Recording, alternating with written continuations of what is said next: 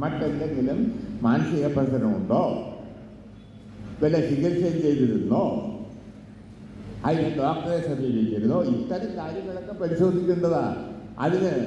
അതുകൊണ്ട് അദ്ദേഹം ആത്മഹത്യ ചെയ്യുന്നതിൻ്റെ പാവമാരെല്ലാം ഞങ്ങളുടെ തലയിലേക്ക് കെട്ടിവെച്ച് ഞങ്ങളുടെ ബന്ധത്ത് കയറാൻ വന്നാൽ അതൊന്നും ഞങ്ങളുടെ അടുത്ത് ചിലവാകില്ല, ഞങ്ങൾ അതിനൊന്നും വഴങ്ങില്ല എന്ന കാര്യം അസന്നിഗ്ധമായി പറയാൻ.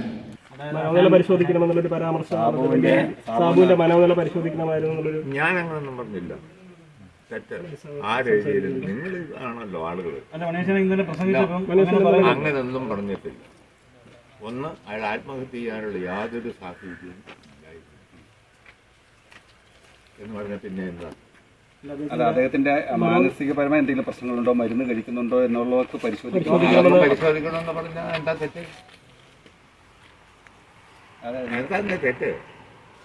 അയാൾ മരിച്ചതിൽ അതിയായ ഖേദവും ദുഃഖവും അത് ഞാൻ അവിടെ തന്നെ പറഞ്ഞത്.